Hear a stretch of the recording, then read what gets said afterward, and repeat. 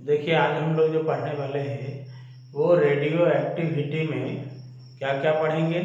इससे पहले पढ़ा था अपन ने क्या क्या पढ़ा था। कोई रेडियो एक्टिव न्यूक्लियस स्टेबल क्यों होता है और अनस्टेबल क्यों होता है।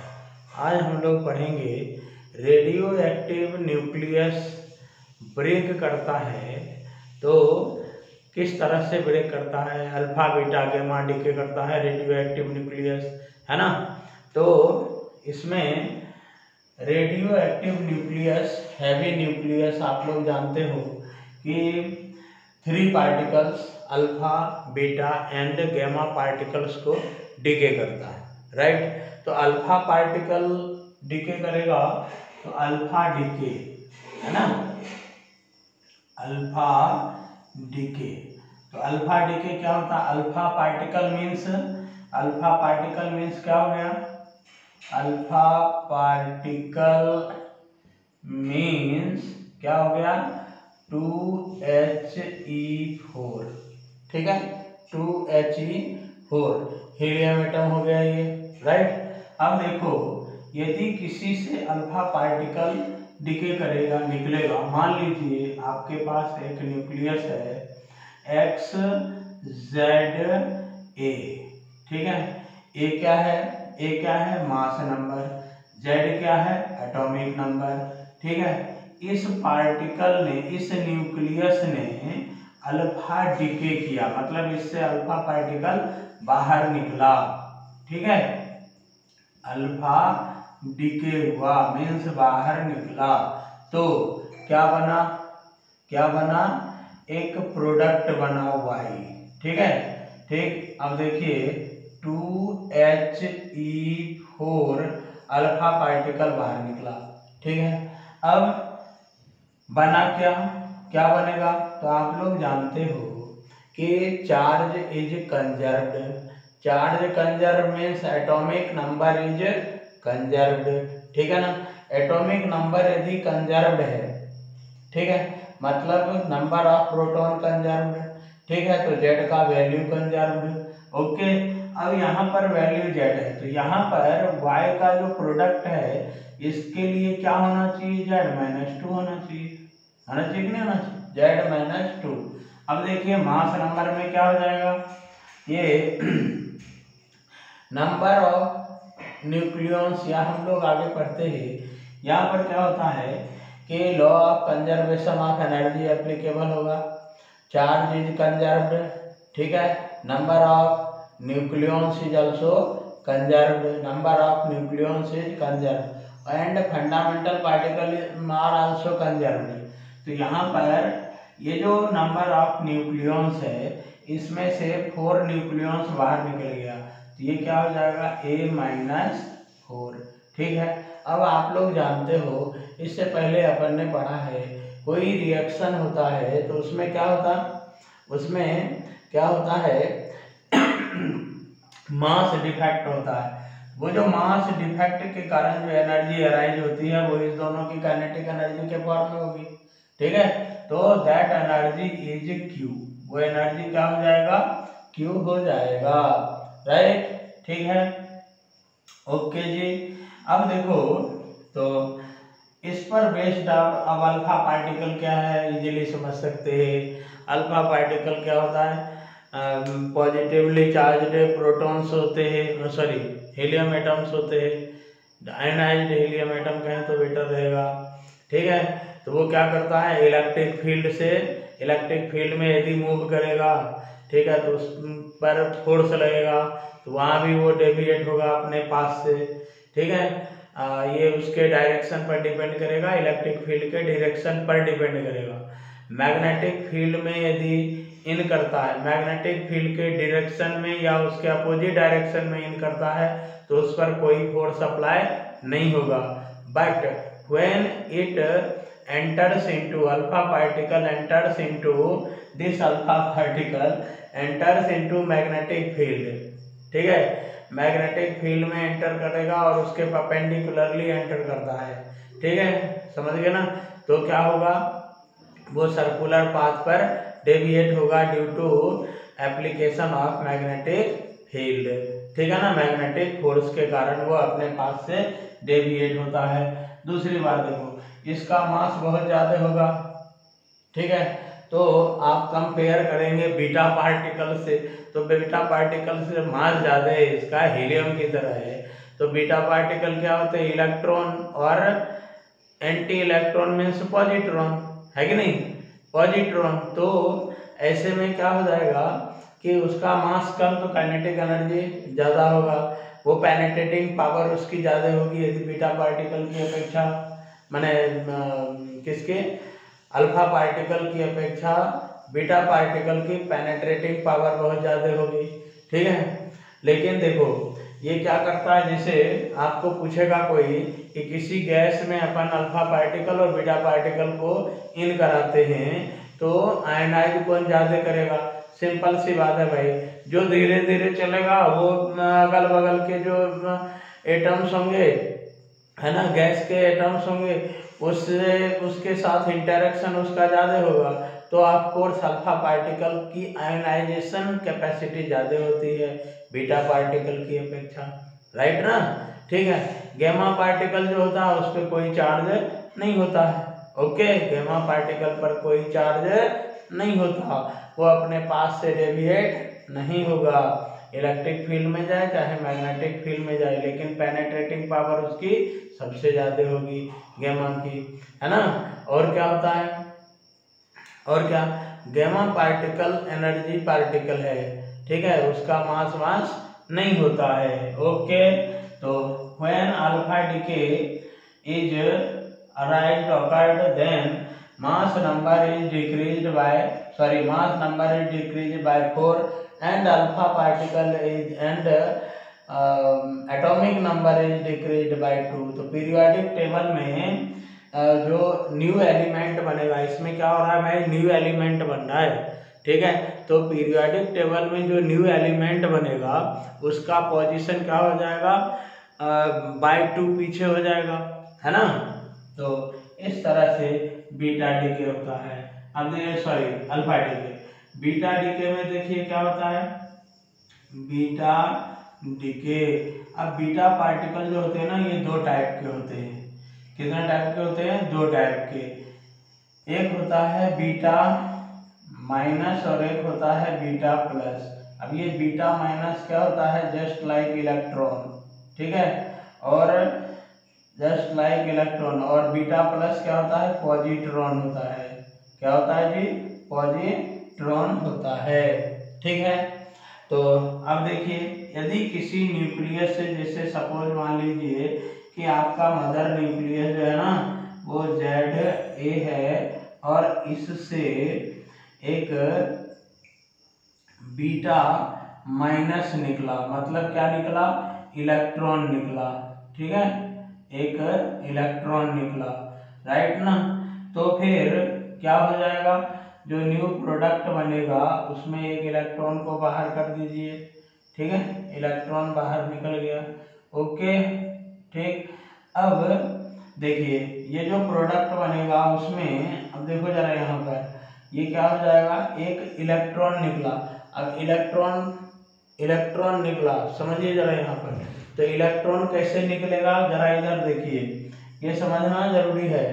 इलेक्ट्रॉन कैसे निकला, तो एक न्यूट्रॉन ब्रेक करता है एक प्रोटॉन और एक इलेक्ट्रॉन में, और साथ में 0 and 1 हो गया, ये देखिए सब कुछ कंजर्व्ड हो गया। और एक इसके साथ में ध्यान दीजिएगा, इलेक्ट्रॉन के साथ न्यूट्रिनो निकलता है, इलेक्ट्रॉन के साथ एंटी न्यूट्रिनो निकलता है, क्या निकलता, एंटी न्यूट्रिनो पार्टिकल एमिट होता है ऑलवेज, ये एनर्जी पार्टिकल है, ठीक है। तो ये यहाँ पर, तो एक इसका मतलब क्या हुआ, बीटा पार्टिकल निकलने का मतलब क्या हुआ भाई, न्यूक्लियस के अंदर एक न्यूट्रॉन प्रोटॉन और इलेक्ट्रॉन में कन्वर्ट हुआ होगा, और उस इलेक्ट्रॉन की एनर्जी ज़्यादा हो गई होगी तो वो भाग गया होगा, समझे, ठीक है ना। तो अब ऐसे कंडीशन में न्यूक्लियस के अंदर क्या होगा, एक प्रोटॉन बढ़ गया, एक प्रोटॉन बढ़ गया मीन्स एटॉमिक नंबर बढ़ गया, तो Z+1 हो जाएगा। बार फरमाइए जरा यहाँ पर Z+1, और मास नंबर में कोई चेंज, मास नंबर में कोई चेंज नहीं आया। ठीक है, अब बोलोगे क्यों नहीं आया, न्यूट्रॉन, अरे बाबा प्रोटॉन में कन्वर्ट झाला। ठीक है, तो मास नंबर में कोई चेंज नहीं आएगा। ठीक है, अब देखिए बीटा पार्टिकल भी, अब ये इलेक्ट्रॉन निकला। अब यहाँ पर यदि ये जो बीटा डीके है, ये बीटा डीके क्या हुआ, ये बीटा डीके मान लीजिए यहाँ पर बीटा पार्टिकल की जगह पर ना, ये बीटा माइनस की जगह पर बीटा प्लस यदि डीके होता है तब क्या हो जाएगा जी, बीटा प्लस डीके होता है। ठीक है, तो क्या हो जाएगा, देखिए यहाँ पे इसको A नंबर ले लीजिए और दूसरे वाले को B नंबर लीजिए। तो B नंबर में आपको यहाँ लिखता हूँ, ठीक है, X Z A में से बीटा डीके हुआ। ठीक है, तो बीटा डीके कौन सा, बीटा प्लस डीके हुआ। ठीक है, ये क्या कहलाता है, positron, positron, this is anti electron. ठीक है, तो अब यहाँ पर क्या, तो ये क्या बनेगा, न्यू एलिमेंट बनेगा इसमें भी। ठीक है, YZ, अब देखिए पहले इसको बाहर निकाल लीजिए, इलेक्ट्रॉन +1 0, राइट ना, ये +1 चार्ज है, ये पॉजिट्रॉन है। ठीक है, पॉजिट्रॉन के साथ में न्यूट्रिनो बाहर निकलता है, न्यूट्रिनो। अब ये कैसे बाहर निकला है यार, ये देखो यहाँ पर क्या होता है, एक P1 प्रोटॉन जो है, प्रोटॉन न्यूट्रॉन में कन्वर्ट हुआ और प्लस पॉजिट्रॉन में कन्वर्ट हुआ। ठीक है, और प्लस एक न्यूट्रिनो एनर्जी के फॉर्म में बाहर निकलता है। तो यहाँ पे इसको नहीं लिखेंगे अपन, यहाँ पे प्लस क्यों ही रहने दीजिए, चलेगा। ठीक है, ओके, तो इस तरह से ए में कोई चेंज यहाँ पर नहीं आएगा, राइट ना। लेकिन एटॉमिक नंबर जेड में क्या हो जाएगा, Z-1 हो जाएगा, ध्यान रखिएगा। ठीक है, एक इलेक्ट्रॉन निकला तो एटॉमिक नंबर 1 आगे बढ़ जाएगा, एक पॉजिट्रॉन निकला तो एटॉमिक नंबर 1 कम हो जाएगा। क्यों कम हो जाएगा, क्योंकि जब एक इलेक्ट्रॉन बाहर निकलता है तो न्यूक्लियस ब्रेक किया, वो में सॉरी न्यूट्रॉन ब्रेक किया है। ठीक है, इसमें प्रोटॉन और इलेक्ट्रॉन में जो इलेक्ट्रॉन बाहर निकल गया। अब इसमें यहाँ पर क्या हुआ, एक प्रोटॉन ब्रेक किया, समझ गए, एक प्रोटॉन ब्रेक किया, प्रोटॉन ब्रेक किया तो नंबर ऑफ प्रोटॉन कम हो गया ना, नहीं कम हो गया। ठीक है, इसीलिए Z-1 हो गया।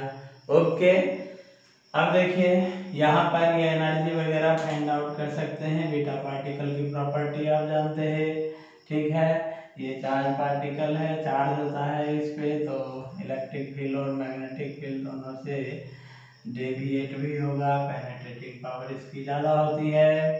ठीक है, अल्फा पार्टिकल से अब देखिए number 3 gamma decay, gamma decay. ठीक है, अब ये गैमा डीके क्या होता है, gamma decay of course energy का बंडल, गैमा पार्टिकल क्या होता है, एनर्जी का बंडल होता है। ठीक है ना, गैमा पार्टिकल एनर्जी का बंडल होता है। तो जब एनर्जी का बंडल, एनर्जी बाहर निकला तो क्या है, ठीक है, Z और A में कोई चेंज नहीं होगा, न्यू न्यूक्लियस नहीं बनेगा, राइट ना। ठीक है, तो यहाँ पर क्या हो जाएगा, X यदि ZA में यहाँ से यदि गैमा डीके होता है, क्या डीके हुआ जी, गैमा डीके होता है, तब ऐसे केस में Z और A में कोई न्यूक्लियस में चेंज नहीं, तो X ही रहेगा ना, प्लस गैमा बाइट। अब आप कहोगे कि यार ये होता क्यों है, ये कैसे होता है, क्यों होता है कि नहीं है। तो न्यूक्लियस के अंदर, ठीक है, न्यूक्लियस के अंदर स्टेबिलिटी को गेन करने के लिए न्यूक्लियस के अंदर क्या है, न्यूट्रॉन और प्रोटॉन है, ठीक है। तो उसमें वो जो चेंजेज होते हैं, ठीक है, स्टेबिलिटी को गेन करने के लिए कभी पोजीशन में या उसके पास कोई एनर्जी है तो एक मास डिफेक्ट करके जो रिलीज करता है एनर्जी, ठीक है, राइट ना। उसमें क्या होते हैं, मान लो कहीं से कोई एनर्जी ये न्यूट्रॉन प्रोटॉन में, प्रोटॉन न्यूट्रॉन और क्या कहते हो, न्यूट्रॉन एंड इलेक्ट्रॉन पॉजिट्रॉन में कन्वर्ट होता है। ये प्रोसेस में यदि एनर्जी एमिट होती है, ठीक है, तो that energy is converted into obtained us into gamma rays, ठीक है, समझ गए। जरूरी नहीं है कि इलेक्ट्रॉन या पॉजिट्रॉन बाहर ही आ गया या अल्फा पार्टिकल बाहर ही आ गया, ये ऐसा नहीं हुआ, ठीक है। तो वो क्या करता है, वो एनर्जी को केवल एनर्जी को रिलीज करके स्टेबिलिटी को गेन करता है, राइट ना, समझा। तो इस तरह से there are 3 types of decay, ये 3 टाइप के डिके होते हैं, ठीक। अब तो ये डिसइंटीग्रेशन, जैसे मान लो कि आपके पास कोई न्यूक्लियस, जैसे कि 92 यूरेनियम 235 का न्यूक्लियस है अपने पास, ठीक है। तो कौन न्यूक्लियस ब्रेक करेगा, ठीक है। मान लीजिए 10 ग्राम न्यूक्लियस आपने लिया या 10 न्यूक्लियस लिया, मारो गोली 10 न्यूक्लियस लिया आपने, तो 10 न्यूक्लियस में से कौन न्यूक्लियस ब्रेक करेगा, ये कहना पॉसिबल नहीं है, संभव नहीं है, ये डिटेक्ट नहीं कर सकते हैं कि ये इसी से न्यूक्लियस ब्रेक करेगा। उसी तरह से जैसे कि बोहर मॉडल में जो ये तो न्यूक्लियस के अंदर की बात है ना, न्यूक्लियस के बाहर की बातें भी देखो। जैसे अपन एनर्जी देते हैं, ठीक है, एनर्जी देते हैं तो कौन इलेक्ट्रॉन एक्साइटेड स्टेट में जाएगा, ठीक है, और वो किस प्रोसेस से नीचे आएगा, ये बता नहीं सकते, ठीक है, नॉट पॉसिबल, समझ गए ना। इसकी प्रोबेबिलिटी होती है, मतलब मेरा कहने का मतलब ये हुआ कि यदि मान लो हाइड्रोजन एटम है और हाइड्रोजन एटम के ग्राउंड स्टेट में इलेक्ट्रॉन है, ठीक है, अब उसको बाहर निकालने के लिए 13.6 इलेक्ट्रॉन वोल्ट एनर्जी की जरूरत पड़ती है। अब यदि आप उसको 15 इलेक्ट्रॉन वोल्ट एनर्जी दे देते हो तो ये जरूरी नहीं है कि इलेक्ट्रॉन बाहर निकल जाएगा, ना ना ना, ठीक है, ये जरूरी नहीं है कि इलेक्ट्रॉन, हाँ, उसकी प्रोबेबिलिटी होती है, पॉसिबिलिटी होती है कि ऐसा हो जाता है, ऐसा होगा, ठीक है ना, समझ गए। तो इसी तरह से मान लो ये हाइड्रोजन की बात हो गई, इसी तरह से मान लो कि कोई और आगे का न्यूक्लियस ले लीजिए, हाइड्रोजन लाइक एटम ले लीजिए, लिथियम ले लीजिए, है ना। तो लिथियम को अपन एनर्जी देते तो ये जरूरी नहीं है कि उसके देखो फर्स्ट ऑर्बिट में भी 2 इलेक्ट्रॉन होगा, होगा कि नहीं होगा, और सेकंड ऑर्बिट में लिथियम के केस में कितना इलेक्ट्रॉन, 3 इलेक्ट्रॉन, 1 इलेक्ट्रॉन होगा, ठीक है। तो कौन सा इलेक्ट्रॉन जाएगा, नॉट पॉसिबल, ठीक है, ओके जी। तो अब यहाँ पर भी न्यूक्लियस में जैसे आपके पास 10 ग्राम न्यूक्लियस लिया अपन ने, ठीक है, किसका 92 यूरेनियम 235, ओके। अब इसमें 10 ग्राम में से कौन न्यूक्लियस ब्रेक करेगा, कैन नॉट से। हाँ, रेट ऑफ डिके जो होते हैं, मतलब क्या हो गया, एक पर्टिकुलर टाइम में कितने न्यूक्लियस ब्रेक करेंगे, समझ रहे हो, या कितने nucleus alpha beta gamma particle का डिके करेंगे, समझ गए। ये रदरफोर्ड एंड सॉडी नाम के साइंटिस्ट ने ये ऑब्जर्व किया कि जिस सैंपल में, जिस स्पेसिमेन में नंबर ऑफ न्यूक्लियस जितना ज़्यादा होता है, रेट ऑफ डिसइंटीग्रेशन उतना ही ज़्यादा होता है, समझ गए कि नहीं, रेट ऑफ डिसइंटीग्रेशन उतना ही ज़्यादा होता है, ओके। अब दूसरी बात एक और देखिए, रेट ऑफ डिसइंटीग्रेशन उतना, एक तो किस पे डिपेंड किया, presence of number of nucleus पर डिपेंड किया, या अमाउंट ऑफ स्पेसिमेन पर डिपेंड किया कि कितना ज़्यादा है ना। दूसरी बात क्या होता है कि ये जो न्यूक्लियर रिएक्शंस होते हैं, ये अल्फा बीटा गामा डीके वगैरह जो अपन ने पढ़ा ना, ठीक है, ये फिजिकल कंडीशंस पर डिपेंड नहीं करता है, समझ गए। जो natural alpha beta gamma decay है, नेचुरल रेडियो एक्टिव रिएक्शन। अब रेडियो एक्टिव रिएक्शन दो टाइप के, ठीक है, एक हो गया नेचुरल और दूसरा हो गया आर्टिफिशियल, ठीक। जैसे न्यूक्लियर रिएक्टर में जब अपन करते हैं, जैसे हाइड्रोजन बम बनाया या ये एटॉमिक बम बनाया, ये सब क्या होते हैं, ये आर्टिफिशियल है, ठीक है। जो नेचुरल रेडियो एक्टिव डीके जैसे ये सब है अल्फा बीटा गामा का डीके वाला, it does not depend on physical conditions और केमिकल कंडीशंस। यदि 92 यूरेनियम 235 को आप कॉन्सेंट्रेट सल्फ्यूरिक एसिड में डाल दो, ठीक है, या फिर आप उसको किस में डाल दो, पोटेशियम हाइड्रोक्साइड में डाल दो, जो टूटना है, जिस रेट से टूटना है उसी रेट से ब्रेक करेगा, उसी रेट से डीके करेगा, ठीक है, समझ गए। तो अभी थोड़ा सा हम लोग देख लेते हैं ये रेडियो एक्टिव रिएक्शंस वगैरह, ठीक है। तो अब इस पर क्वेश्चंस आते हैं, क्वेश्चंस थोड़ा हम लोग अलग से लेंगे, ठीक है।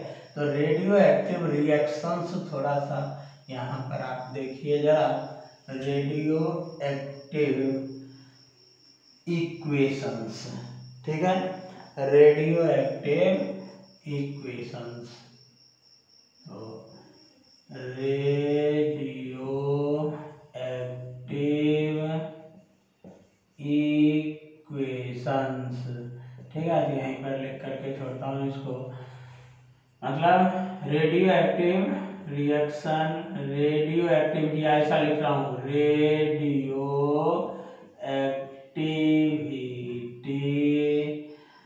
Does not depends on physical and chemical conditions, physical and chemical conditions पर डिपेंड नहीं करता है, एक नंबर। नंबर 2 क्या होता है, rate of radio active disintegration, rate of radio active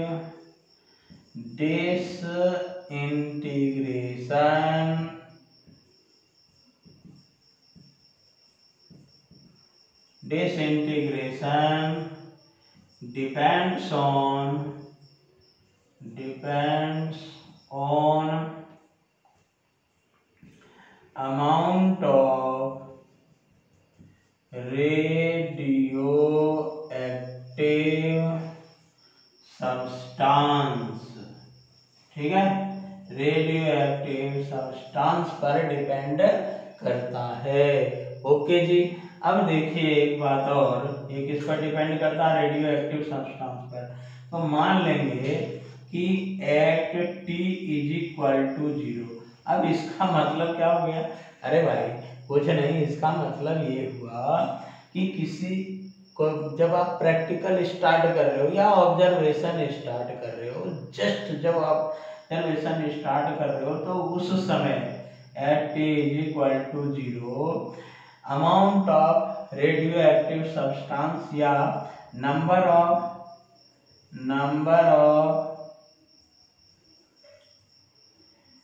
radio active nucleus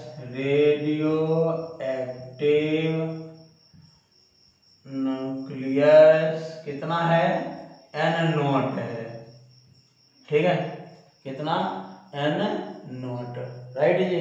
और at t is equal to t second या आफ्टर टी सेकेंड, आफ्टर, ठीक है, टी सेकेंड पर कितना हो जाता है नंबर ऑफ प्योर, अब ये डीके करेगा है ना, तो डीके करेगा तो प्योर सब्सटेंस क्या हो जाएगा, number of pure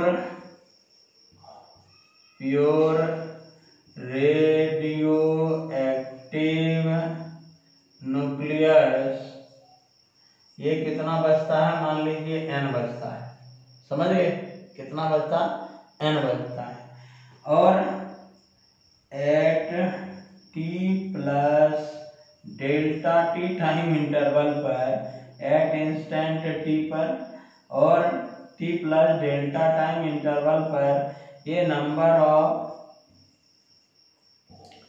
pure radioactive nucleus, अब ये डिसइंटीग्रेट हो रहा है, समझ गए, तो ये घट करके क्या होता है n माइनस डेल्टा n हो जाता है, पर एग्जाम्पल ये घट जाएगा ना, राइट ना, n माइनस डेल्टा n हो जाता है, तब इस रुदरफोर्ड कहता है, रुदरफोर्ड एंड सॉडी ये कहता है आपको कि rate of radio active disintegration, rate of radio active disintegration is means delta n by delta T. अब देखो ये तो रेट क्या होता है, घटता जा रहा ना, ठीक है, तो माइनस क्या, minus deductive proportional to n, deductive proportional to n, नहीं हो जाएगा, एक फॉर्मूला हो गया, तो यहाँ पर इसको मान लीजिए एक स्मॉल टाइम इंटरवल के लिए if delta t tending to 0 हो, ठीक है, तो आप लोग ये समझ सकते हो कि इसको dn/dt लिख सकते हैं, ठीक है, तो डेल्टा n/Δt क्या लिख सकते हैं भाई, डेल्टा n/Δt को क्या लिख सकते हो, dn/dt, है ना, तो अपन को थोड़ा dn/dt के जमाने में चलना चाहिए, तो dn/dt is deductive proportional to minus n, अब ये नंबर नहीं है, ये इसका नेगेटिव साइन है, मतलब ये with respect to time deteriorate हो रहा है, कम हो रहा है, रिड्यूस हो रहा है, इसीलिए ये साइन नेगेटिव साइन इधर नहीं, इधर ही रख दो, क्या प्रॉब्लम, ठीक है, तो इसको minus dn/dt is equal to lambda into n, अब ये जो लेमडा है ना, इसको क्या कहते हैं, डीके कांस्टेंट बोलते हैं, लेमडा को क्या बोलते हैं, डीके कांस्टेंट, ठीक है, डीके कांस्टेंट बोलते हैं, राइट। अब इसको यदि आप डेराइव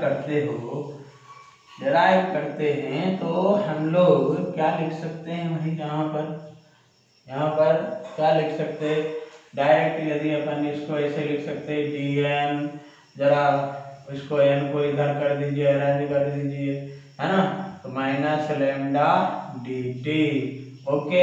अब ये जो इक्वेशन है, इस इक्वेशन को अंडर लिमिट जो आपने पहले देखा ना, उस लिमिट के अंदर बिंदास इंटीग्रेट कर लीजिए, ठीक है, तो इंटीग्रेट कीजिएगा तो dn/n is equal to minus lambda constant quantity है dt, तो t इज इक्वल टू 0 पर आपने कितना वैल्यू लिया है, n0, ठीक है, और t पर क्या लिया, n लिया, ठीक है। आप इसको जब इंटीग्रेट करेंगे प्यारे, राइट, तो ये लॉग के टर्म में आपको इक्वेशन आ जाएगा, ठीक है, किसके टर्म्स में आ जाएगा, लॉग के टर्म्स में, है ना, यहाँ पर अपन लिख सकते हैं, क्या लिख सकते हैं, डायरेक्ट लिख रहा हूँ, log n by n0 is equal, ये बेस ही लिखते हैं, is equal to minus lambda into t, ठीक है। अब इसको एक्सपोनेंशियल टर्म्स में लिखोगे तो n इज इक्वल टू क्या हो जाएगा, n नॉट वो डायरेक्ट लिख रहा हूँ टाइम बचाने के लिए, n not e to the power of minus lambda into t. ठीक है, समझ गए कि नहीं, राइट ना। तो this equation is called as radioactive equation. इसको क्या कहते हैं, रेडियो एक्टिव इक्वेशन बोलते हैं। ठीक है, ओके जी। तो with the help of this formula we can solve so many problems, right. अब यहाँ पर दो तीन इम्पोर्टेंट पॉइंट है। तो n क्या है, ये क्या हो गया, एक्सपोनेंशियल हो गया, लैम्डा कांस्टेंट है, टाइम के साथ में ये n का वैल्यू एक्सपोनेंशियली चेंज होता है, राइट ना। तो n और t पर जब ग्राफ ड्रॉ करते हो, n एंड t के बीच में जब ग्राफ ड्रॉ करेंगे तो ग्राफ कैसा आएगा, एक्सपोनेंशियल कर्व आएगा। ठीक है, कैसे, तो देखो t इज इक्वल टू 0 पर, ये 0 ले लिया, यहाँ टाइम t ले लेंगे आप, है ना, टाइम t ले लेंगे। तो t इज इक्वल टू 0 पर n कितना है भाई, n नॉट, n कितनी है, n नॉट। ओके, ठीक है, टाइम बढ़ने के साथ और इन्फिनिटी पे क्या हो जाएगा, 0। तो इन्फिनिटी पे आप जा नहीं सकते हो और ये 0 होगा नहीं, मतलब बहुत लंबे टाइम तक ये, इसका मतलब क्या है कि आप जो ये सोचोगे, ये थोड़ा सा एक्सपोनेंशियल कर्व भाई आराम से ड्रॉ करने का, ये इन्फिनिटी पे 0, तो इन्फिनिटी पे आएंगे नहीं, इसीलिए इसको थोड़ा सा ऐसे पैरेलली करके छोड़ दीजिए। ठीक है ना, ओके। अब देखो ये ग्राफ एक्सपोनेंशियल ग्राफ है, यहाँ पर स्लोप पहले तेजी से डिसइंटीग्रेट होगा, समझने का इसको, यहाँ पर रेट ऑफ डिसइंटीग्रेशन ज्यादा होगा, रेट ऑफ डिसइंटीग्रेशन, स्लोप ज्यादा है ना, ठीक है, तो रेट ऑफ डिसइंटीग्रेशन ज्यादा है और धीरे धीरे वो कम होते होते, ठीक है, आफ्टर ए लॉन्ग टाइम लगभग 0 हो जाता है। मतलब क्या हो गया, जब धरती रहेगी ना जब तक, तब तक यूरेनियम रहेगा, हाँ, उसके अमाउंट जो है ना वो कम होते जाएंगे रे भाई। ठीक है, इसलिए टेंशन लेने का नहीं, राइट।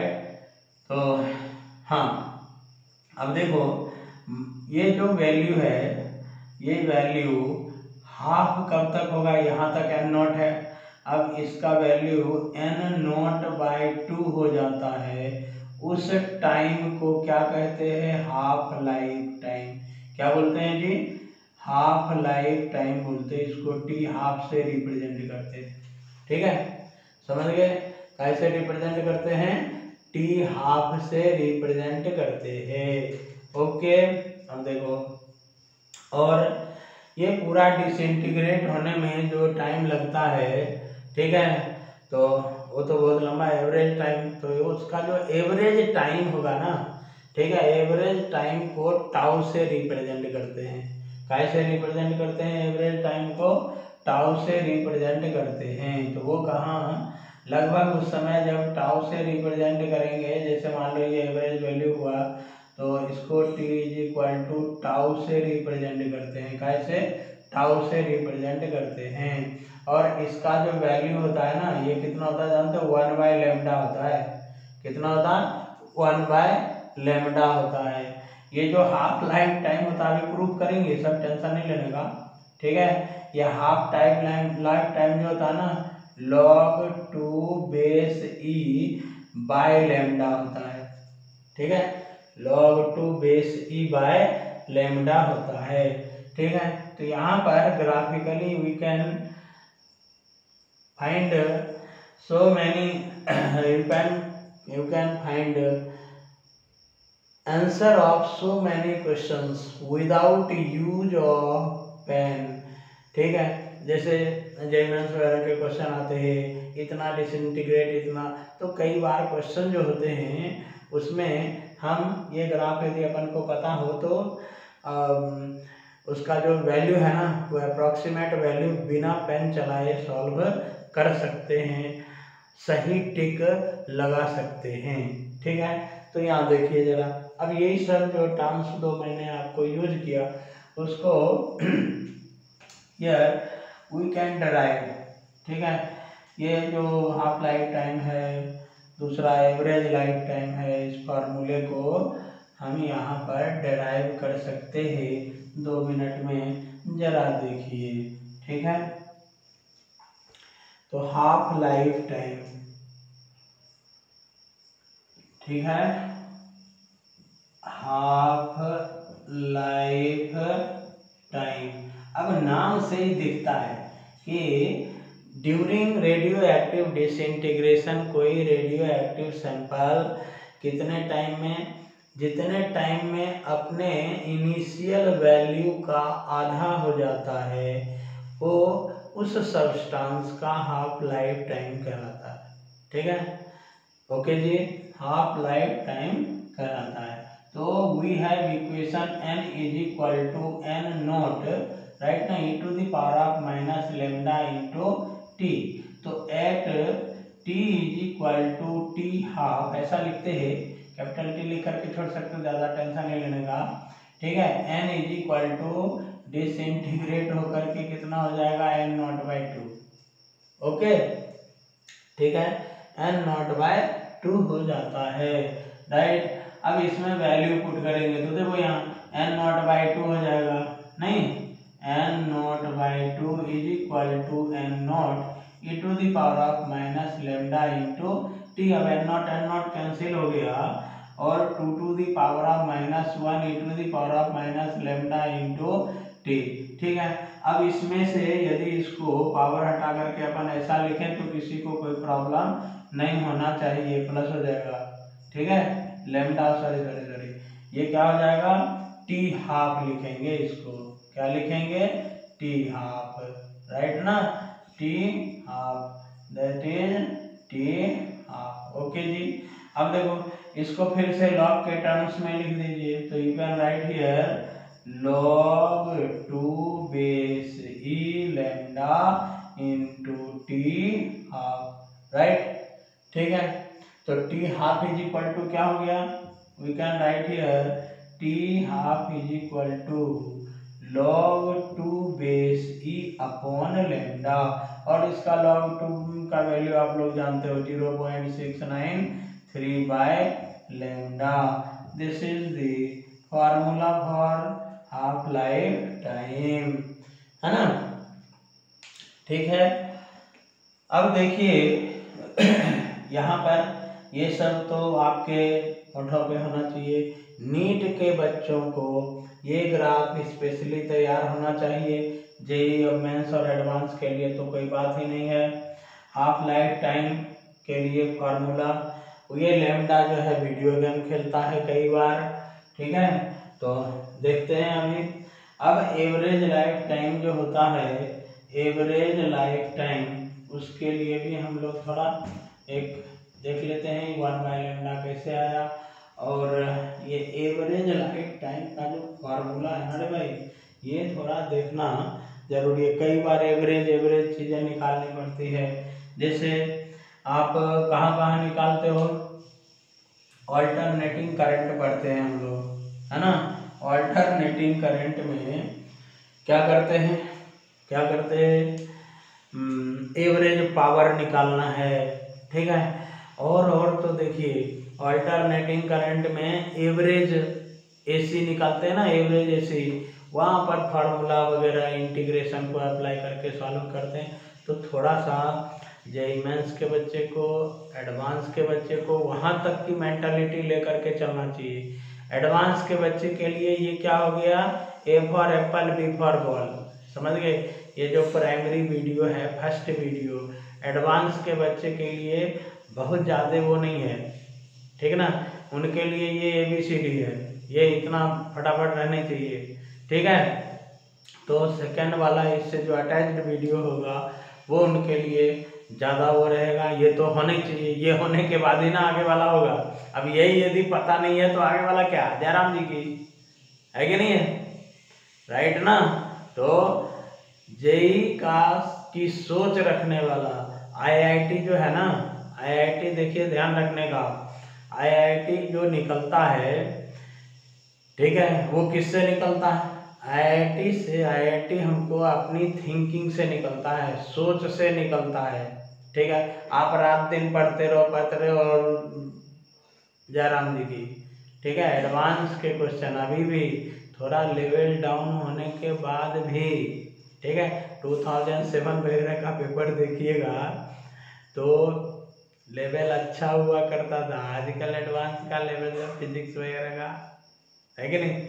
फिर भी जो पेपर होता है एडवांस का पेपर एडवांस का होता है।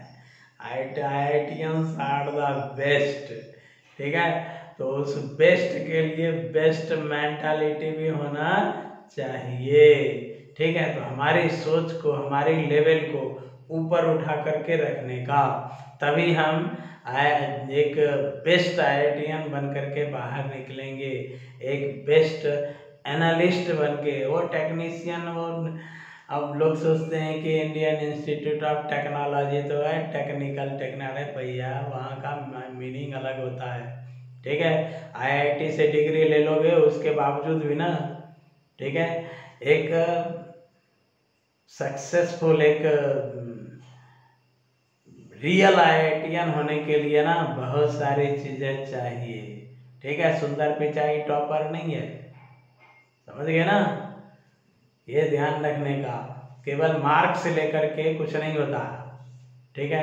तो वो तो बाद की बात है।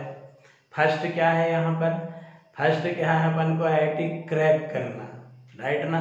तो IIT क्रैक करने के लिए भी स्पेशल मेंटालिटी चाहिए, ठीक है। हमको हमारी सोच हमें IITian बनाती है, राइट ना, अदरवाइज जयराम जी की, ठीक है।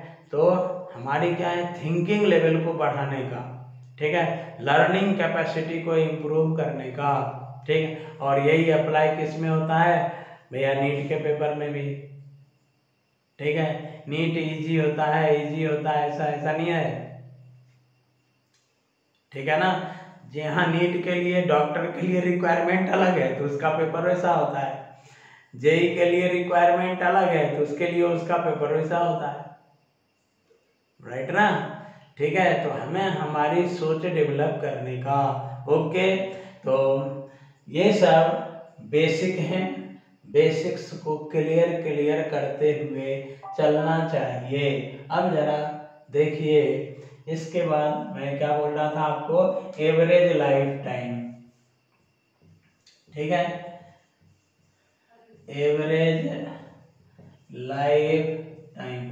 अब ये आपको क्यों यहाँ बता रहा हूँ, ठीक है, ये क्यों बता रहा हूँ, इसका जो फार्मूला हम लोग लिखने वाले हैं ना, समझ गए, ये टाउ इज इक्वल टू 1/λ, ये तो सबको आती, कौन सी बड़ी बात होगी, ठीक है। इसको कैसे डिराइव करते हैं, इसके लिए बेसिक फार्मूला क्या है, दैट इज इम्पोर्टेंट, ठीक है ना।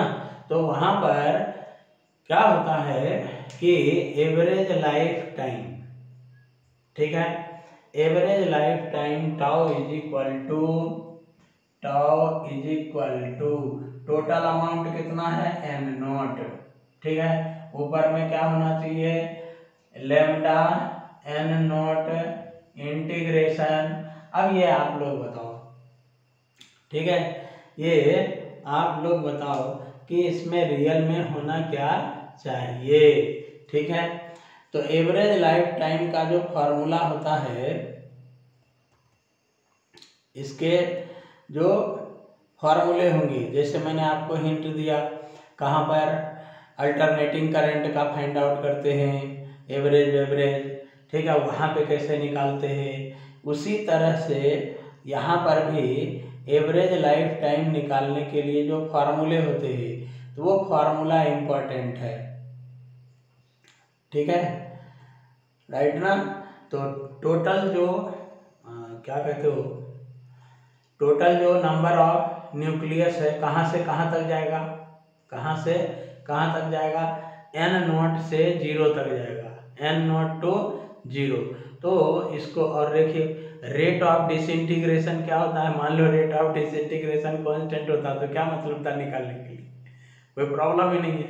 तो रेट ऑफ डिसइंटीग्रेशन इसमें क्या होता है, डिफरेंट होते हैं, ठीक है। इसीलिए इसको 0 to infinity t e to the power of lambda T से इंटीग्रेट कर लेंगे, सॉरी लेमडा क्या छूट गया, dt छूट गया ना, हाँ ठीक है। इस तरह से इसको सॉल्व करेंगे। मतलब क्या किया अपन ने, ये देखो यहाँ पर ये जो इक्वेशन है ये छोटे पार्ट के लिए पहले कंसीडर किया। मान लिया कि स्मॉल चेंज के लिए जो है ना, स्मॉल टाइम इंटरवल में डिसइंटीग्रेशन के लिए वो क्या होता है, रेट कांस्टेंट होता है। तो डिफरेंशिएट करेंगे dn is equal to n not, ये माइनस लेमडा इधर आएगा, है कि नहीं, ठीक है, e to the power of minus lambda t dt, okay जी, dt, राइट। अब इस dn को, इसी dn को क्या करेंगे, इंटीग्रेट कर देंगे 0 टू इन्फिनिटी के लिए। तो देखो वहां पे क्या आ गया, और टोटल अमाउंट से डिवाइड कर देंगे तो एवरेज टाइम इंटरवल आ गया, ठीक है। जब आप इसको सॉल्व करेंगे तो this tau is equal to n not pen not निपट गया, लेमडा इसको इंटीग्रेट करोगे उतना यहाँ पे मैं करने वाला नहीं, ठीक है, 1 बाय, ठीक है, लेमडा आंसर आता है, ये सब आप देख लीजिए, ठीक है, राइट। नीट वाले के लिए इसकी जरूरत नहीं, जो इंटीग्रेशन में इंटरेस्ट लेंगे, ठीक है, वो इसको थोड़ा सा देख सकते हैं। t to the power of minus lambda t dt integrate करते हैं, ये दो टर्म्स वाला मामला है। डिस्प्लेसमेंट वाला मेथड अप्लाई कर लो या आपकी मर्जी, ठीक है, ओके जी। अब देखिए इसके बाद अब कभी कभी जेई के लिए तो कोई बात ही नहीं है, जेई के बच्चे तो ये सब बना ही सकते, नीट के बच्चों के लिए ये सब क्वेश्चन आता है, इसमें और इसमें क्या रिलेशन है, मतलब हाफ लाइफ टाइम और ये टाउ में क्या रिलेशन है। तो आप इजीली समझ सकते हो कि t half is equal to क्या हो जाएगा, 0.693 इंटू टाउ, ठीक है। अब इसका वैल्यू कम है, अभी आपने ग्राफ में भी देखा है कि this is greater than half life time, है ना, हाफ लाइफ टाइम से टाउ का वैल्यू क्या होता है, ज़्यादा होता है, ठीक। अब देखो यहाँ पर क्या होता है कि कभी कभी क्वेश्चन पूछता है थोड़ा सा, जैसे सिमेट्रिक जो क्वेश्चन रहते हैं, जैसे मान लो कि किसी का पीरियोडिक टाइम जो है वो 20 डेज है, for example periodic time sorry half life time कितना है, 20 डेज, ठीक है, और कोई सब्सटेंस है जिसमें 8000 मॉलिक्यूल सॉरी न्यूक्लियस है, 8000 न्यूक्लियस है, तो आपसे कहेगा कि कितने डेज में ये 1/16 हो जाएगा, 1/4 हो जाएगा, इस टाइप के सिमेट्रिक क्वेश्चन, ठीक है। ऐसी वर्मा भी है, में भी है, कई बार क्वेश्चन आ भी चुके हैं। तो इस टाइप के क्वेश्चन को सॉल्व करने के लिए थोड़ा सा यहाँ पर देख लीजिए जरा क्या होता है। हाफ लाइफ टाइम में एलिमेंट्स क्या होते हैं, उनके अमाउंट्स क्या होते हैं, आधे हो जाते हैं, है ना। तो थोड़ा ये स्टार के फॉर्म में देखिए, मान लो कि कोई एक बॉक्स में कोई इनिशियल अमाउंट जो है ना वो n नोट है, और इसका हाफ लाइफ टाइम कितना है, t हाफ है। तो एक t हाफ पर एक हाफ लाइफ टाइम के बाद इसका जो वैल्यू होगा वो कितना हो जाएगा, n नोट बाई 2 हो जाएगा, आधा हो जाएगा, नहीं हो जाएगा, ठीक है, राइट ना। अब देखो ये जो सब्सटेंस है, यहाँ सब्सटेंस तो चेंज नहीं हुआ ना, है कि नहीं, सब्सटेंस चेंज नहीं हुआ।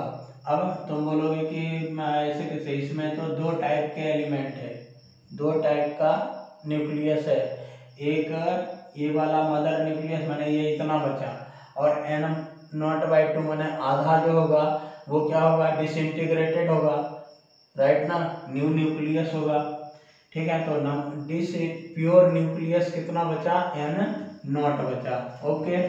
अब सेकेंड हाफ लाइफ टाइम में अब ये दोनों को लेकर के चलने का, दोनों लेवल के क्वेश्चन दोनों टाइम वो उससे पूछ सकता है।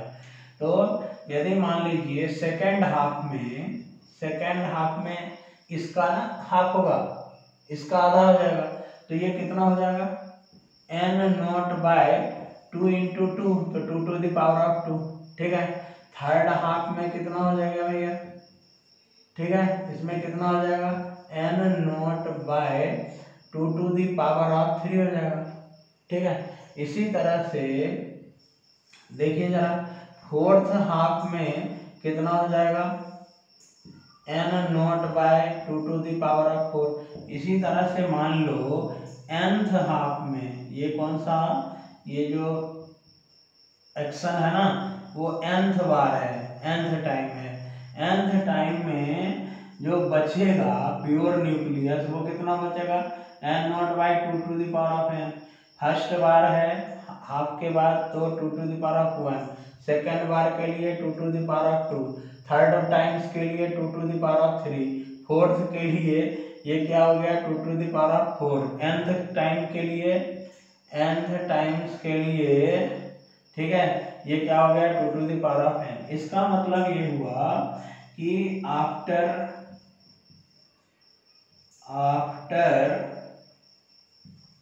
t = n × t हाफ, ठीक है, t हाफ n = कितना बचेगा n0/2 to the power of n। ठीक है, ये क्या हुआ प्योर न्यूक्लियस, ठीक है, ये प्योर न्यूक्लियस हुआ।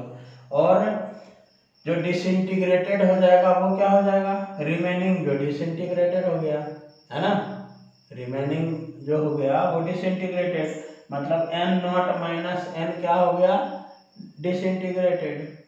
ठीक है जी, ये क्या हो गया प्योर न्यूक्लियस। ठीक है, तो डिसइंटीग्रेटेड न्यूक्लियस कितना डिसइंटीग्रेटेड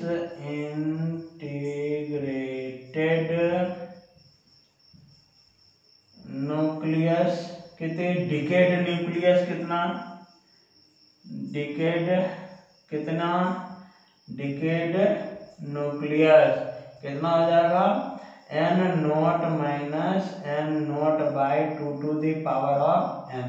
ठीक, अब परसेंटेज दिया हो या नीट के बच्चों के लिए तो ये सब बिंदास रहना चाहिए, इतने में पॉसिबिलिटी बहुत ज़्यादा हो जाएगी। ठीक है, तो इस तरह से ये सब पार्ट सॉल्व करने का, ठीक है, इसको करने का। सेकंड जो इसका नेक्स्ट वीडियो होगा उसमें क्या करते हैं कि थोड़ा सा वो रिएक्टर वगैरह का डिस्कस करेंगे, फ्यूजन रिएक्शन ये सब का डिस्कशन करेंगे। ओके, और जेई मेंस के बच्चों के लिए माने जेई के बच्चों के लिए और नीट के बच्चों के लिए थोड़ा सा अलग अलग वीडियो बना देंगे, राइट, ताकि उसमें न्यूमेरिकल्स जो होंगे ना नीट वाले का नीट के जैसा होगा, जेई वालों के लिए जेई के जैसा होगा। ठीक है, तो नेक्स्ट वीडियो में मिलते हैं हम लोग। ओके, जय हिंद।